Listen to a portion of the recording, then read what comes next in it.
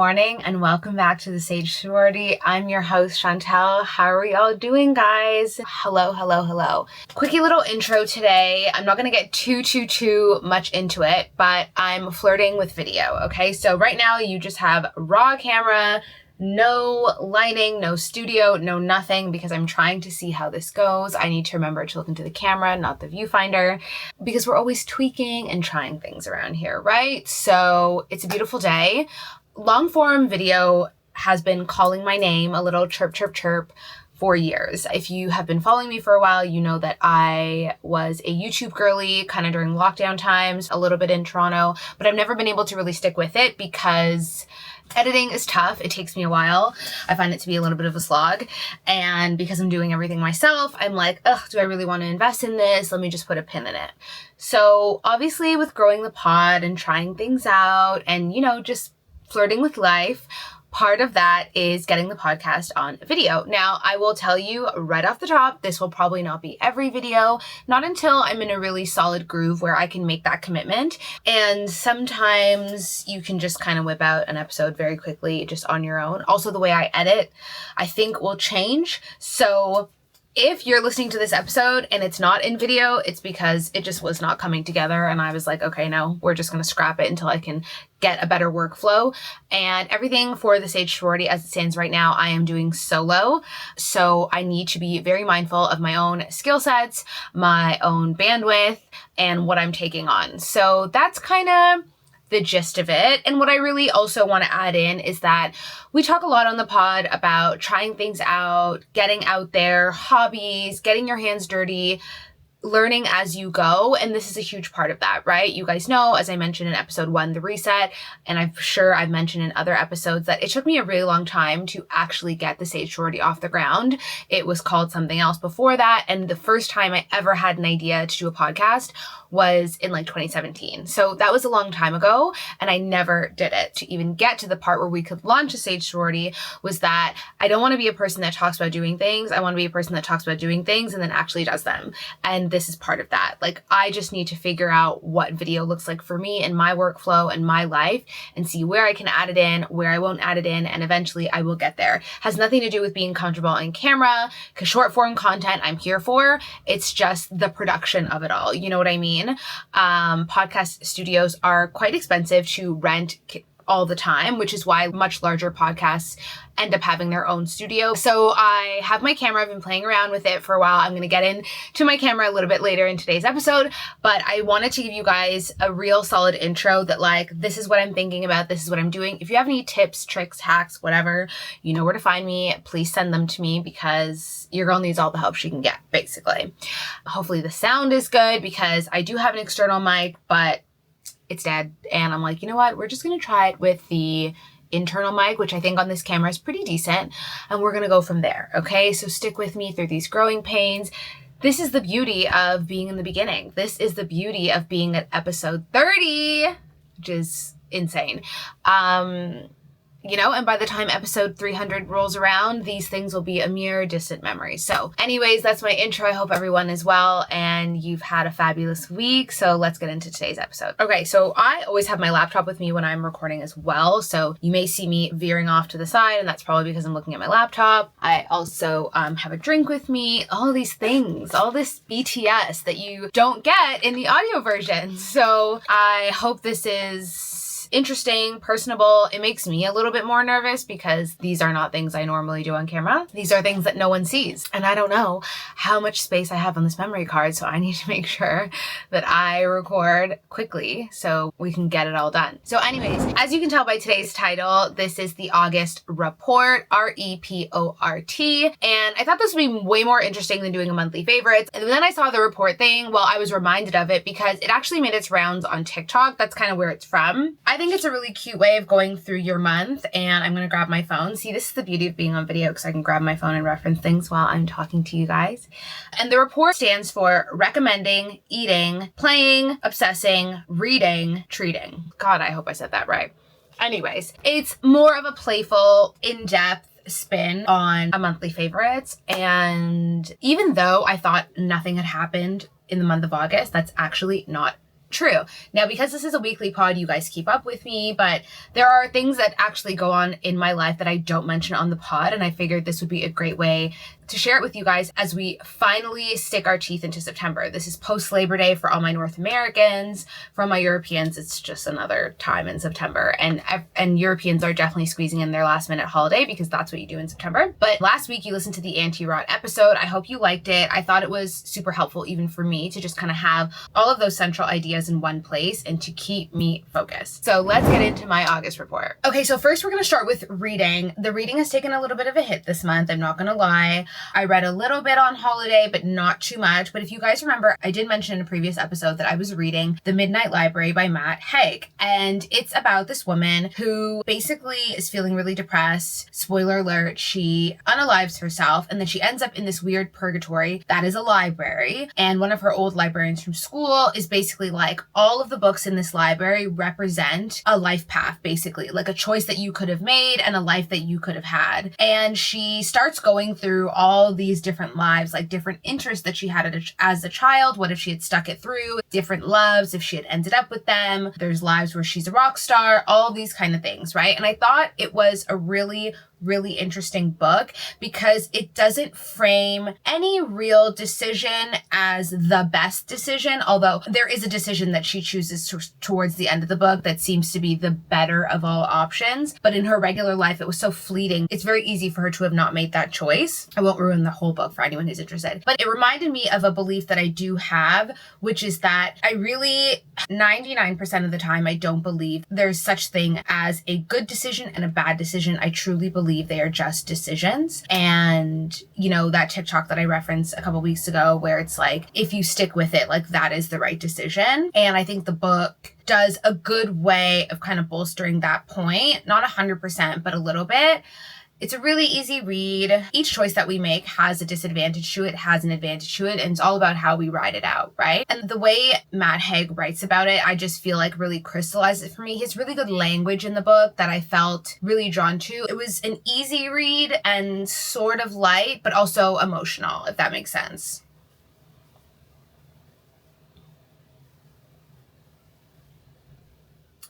I can get into kind of decision making and how we harbor decisions and, you know, the purgatory that is indecision in a different episode. But if any of this sounds even remotely interesting to you, highly recommend you read the book. I'm trying to make sure that the glare on my glasses isn't crazy. Another book that I'm listening to right now on Audible is called How Does That Make You Feel by Joshua Fletcher. I have realized that I love a therapist POV book. I find them so interesting. I mentioned before that I read the book called Maybe You Should Talk to Someone by Lori Gottlieb. That's another great therapist POV book. I just like when therapists write their own memoirs and they go through client work, but not necessarily in a nonfiction style. Like it's not a psychology book per se. It's more of like narration of their life and stuff. I don't know. I find them really interesting, really raw. I like the practice of therapy. I find it very interesting and very informative and very helpful and very nourishing and all that stuff. So I really like it. If you are interested in that, I think you'll like this book too. It's a male therapist, but I don't normally gravitate towards that kind of content. The narrator is like British, and I think the author might be as well. And I just find it like really interesting. It humanizes the therapist a lot because he has all these things going through his head when he meets clients. And it just reminds us that he is a therapist, he is a mental health professional, but he is just a human like the rest of us because we hold them in such high regard, right? And rightfully so. But it's so interesting how the thought process he has, like the anxiety and what he thinks about clients and like all these different like parts of our personality that come out, like he is not above that, which I find so interesting. I really love like true, honest vulnerability in books. And it's so weird that both of these books have male authors because I don't even often read books by men in a vulnerable and emotional state. I don't often get that. So I find that really interesting. Maybe I'm in a new era, but yeah, don't hold your breath. So next is eating. And as you guys know, I spent pretty much like 10 days in Bodrum, and which is like southern Riviera of Turkey and in Kos, which is one of the Greek islands.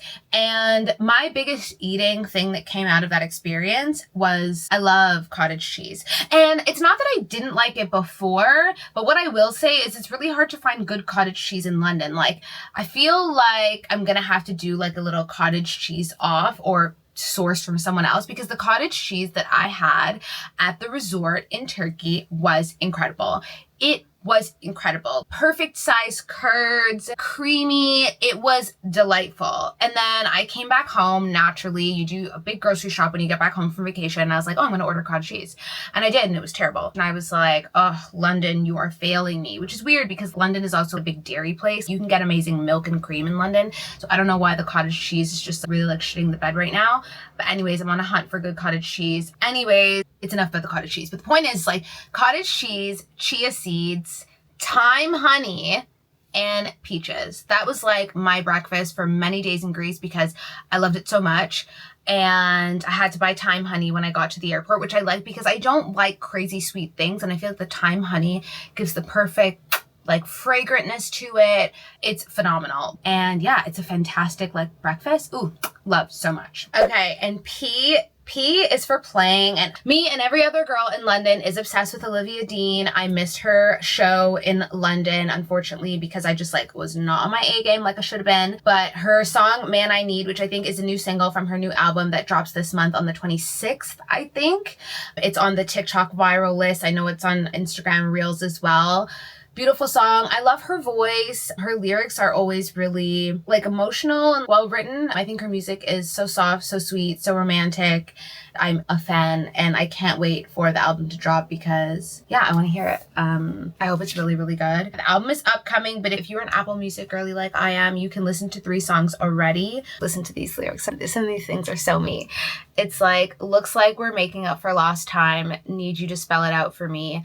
Bossa Nova on all night. First of all, instant save, instant download. It's just so good. It's so good. I love it. I love her. I love her voice. I love her vibe. And yeah, I can't wait till September 26th. Obsessing. So you guys should know by now that I'm obsessed with fragrances. Fragrances are my thing. I love buying perfumes. I'm looking at my collection right now.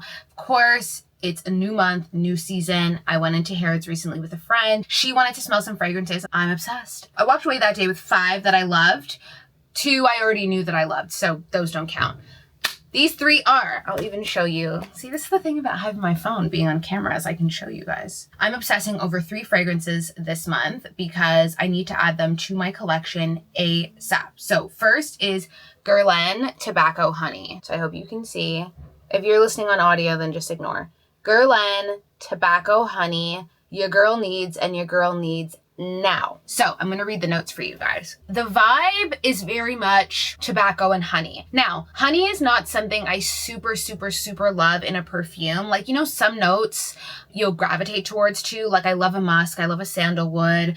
I love a vanilla. I love a pink pepper. I love champagne. I know what to expect when those notes are there. And I will be like, oh, okay, yeah, I can smell that. I know why I like that. Honey is not one of those notes for me because honey is very strong. If there's honey in your fragrance, it doesn't matter where it's placed, at least for me, like I will sniff it out. I find it to be a very strong scent in a way that I don't love. But the honey with the smoke is so good. When I tell you guys this fragrance is incredible. If any of this sounds like you would like it, then you probably would because it sounds exactly like the name. It's rich, it's golden, it's smoky, it's sweet. When I spray it and I smell it, I'm like, I need a beautiful cashmere sweater. I need me in a cabin with a gorgeous man, a glass of Brunello, and like animal pelt rug. Like that is what I'm thinking. We're having great conversation. We're laughing. We're both insanely gorgeous. Like that is the vibe. If you can picture that vibe, we're locked in. Then you understand what I'm doing because that's what fragrances should do. Like they should immediately transport you to a vibe. Like you should be able to outline a whole situation where you're like, this is who I am. This is what I'm wearing. This is what we're doing. This is what I look like. This is the car I drive just by smelling something. It's warm, but it's not like too much. It's gorgeous. So that's the only one that's not an exclusive. So oftentimes Harrod does exclusives, if you know, which can be kind of annoying if you're trying to buy it elsewhere. Sometimes you just have to wait for the initial launch or a few months to see it elsewhere. Anyways, next up is Tom Ford Oud Voyager. Now, this is an exclusive to Harrods, so is the next one I'm going to show you guys. If you are a florals person, you're like, I love a florals. Like, give me all the rose, give me all the neroli, give me all the liang liang, tulip. If you're like, I love floral fragrances and you want an oud, but you just haven't been able to find one that you feel like is still you, this is your girl. I bonded with the counter SA and we were talking and she's like, it's been doing really well. People really like it. I smelled it and I was like, first, right off the top, I was like, oh, I'm not sure. But you put it on the blotter, you let it kind of just like tickle your nose for a little bit. And I said to her, I said, this is an oud for someone who likes florals, but someone who really likes ouds might not like this. I love it. I think it's the perfect balance. I think if I'm someone who wears a lot of ouds, which I do, and I'm like, okay, but I just need something a little lighter that still has that punchiness that I like, but maybe like spring, fantastic. I really don't think this is a fall launch at all. Like, I think they should have launched this in spring. I don't even think it should be like a dark purple marketing. I think it should be like, I don't know, just something else. It's floral and it's oud, so I don't know where this dark purple comes in. It's weird. Anyways, I love it. I think it smells so good.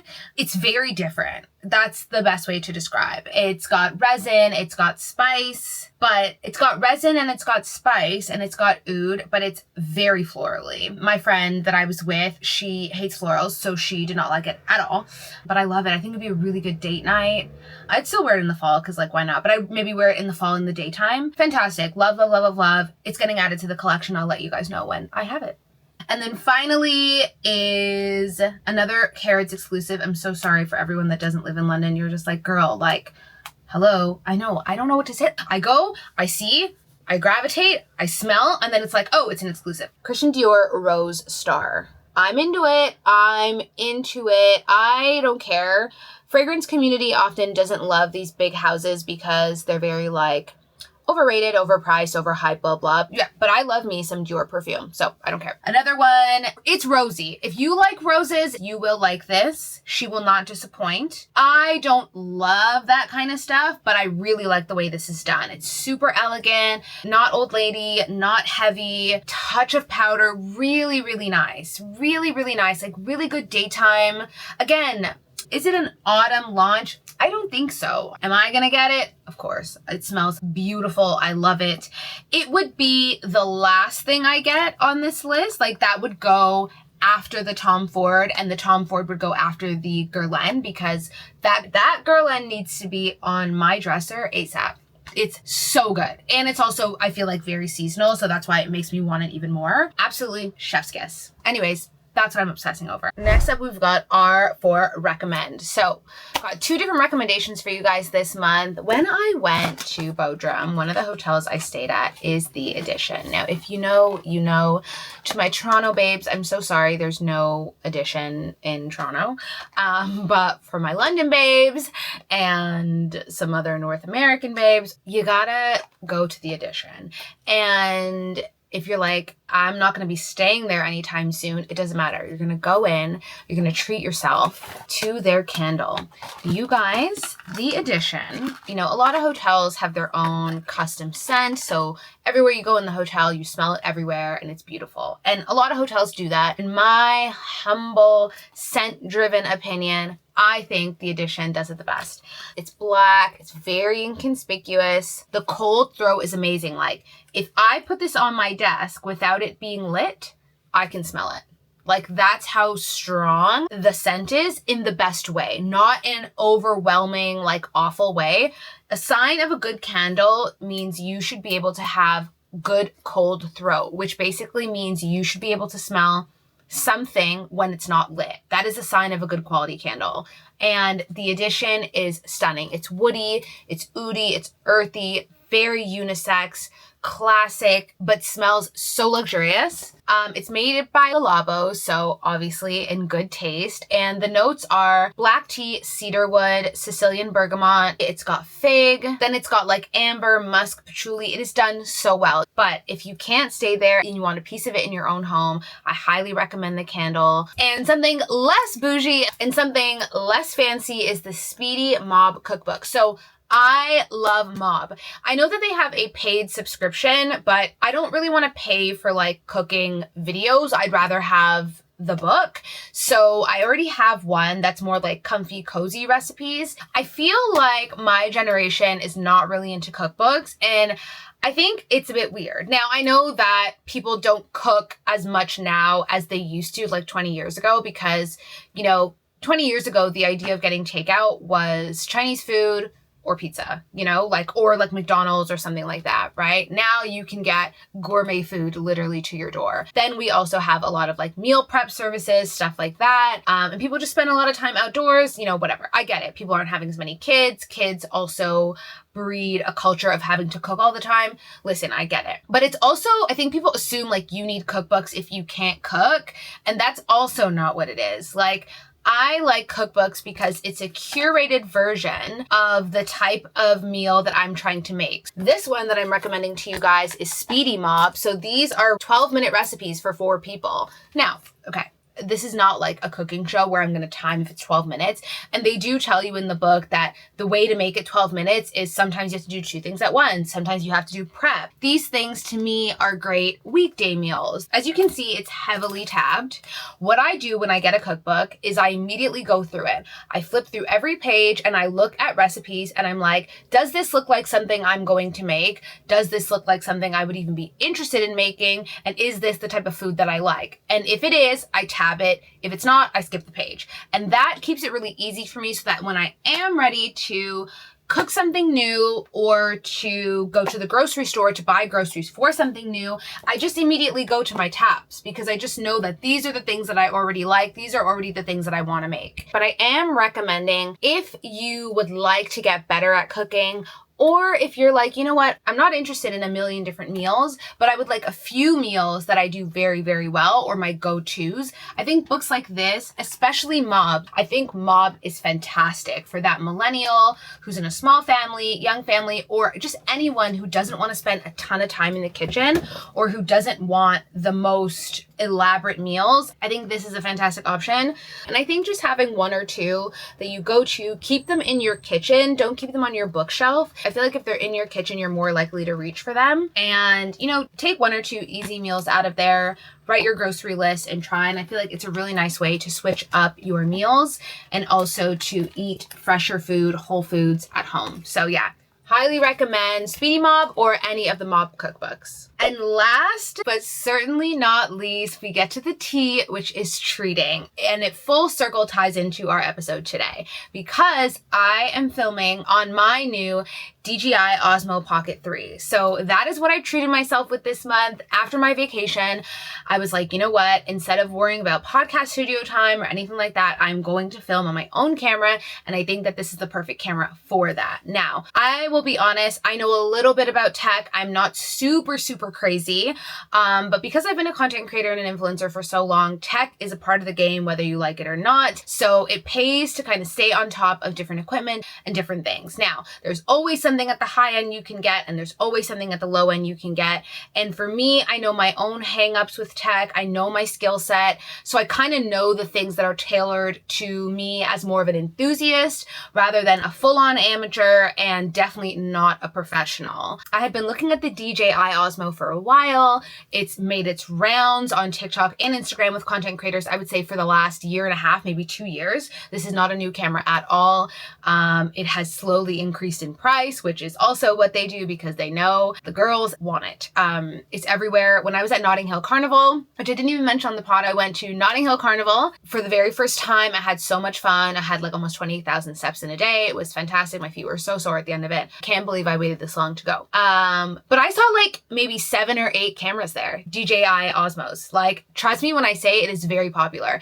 It is the video version of the Canon G7X. Like, if you're a girl, you know the Canon G7X. It's what we all want. It's what we all have. I also have it as well. I love the G7X. I take all my pictures. I take a lot of my pictures with it. I take it with me on vacation. I take it everywhere. If it can fit, I take it. If I know I'm going to be taking pictures, I take it. And the reason why I like it so much is because it's relatively small. I really am done with the days of my really big DSLR. And I say that as I stare at my Sony, I think A7 something, my DSLR that I have not used in forever. And partially because, you know, I'm not sitting down making YouTubes anymore like I was. And I don't want to walk around with a camera like that, especially in London where, you know, the pickpocketing, theft, stuff like that is really common. I just don't want to walk around with stuff like that. So I said that, you know what? Instead of flirting with a podcast studio, and if I want to make the Sage Sorority on video, I was like, you know what? Let me just get my own camera, something that I'm very comfortable with. I wanted something that is very small. You can see it's tiny. It's on a tripod, and this is with the battery extender beneath it. So it's relatively small. It's inconspicuous. I brought it with me to Carnival, and with Carnival, I had my tiny little Chanel bag. It's perfect. And that's kind of me. I don't want to lug out a big camera anymore. Those days are done. And to be honest, I never really had those days, which is a huge reason why I also struggled with like vlogging and stuff, because I just don't want to bring out this massive camera. Now, yes, will someone notice that you are filming? They absolutely will. With the DJI Osmo or your phone, people are always going to notice that you are filming, right? But I feel like it's really easy. Obviously, it's got the built-in gimbal, so there's able to be that smoothness of quality. A gimbal is basically a leveler for a camera, which obviously on your phones and stuff you don't have.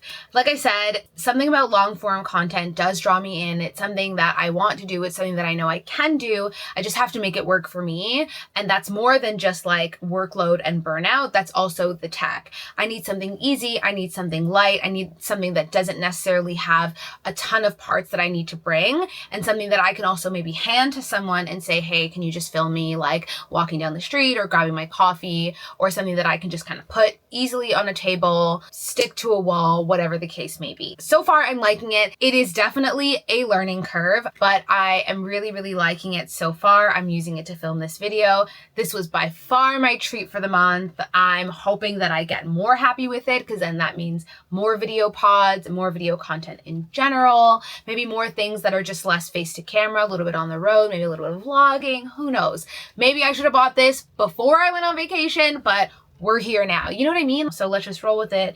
And let's just do what we need to do. And that's my August report, live and direct on video. So if you guys like this format, let me know. You know where to find me, at Shantel Russo, at the Sage Sorority on all platforms. If you liked this video, and what I also am recommending to you is to share it with a friend. Let your girl know that I finally made it to 4K.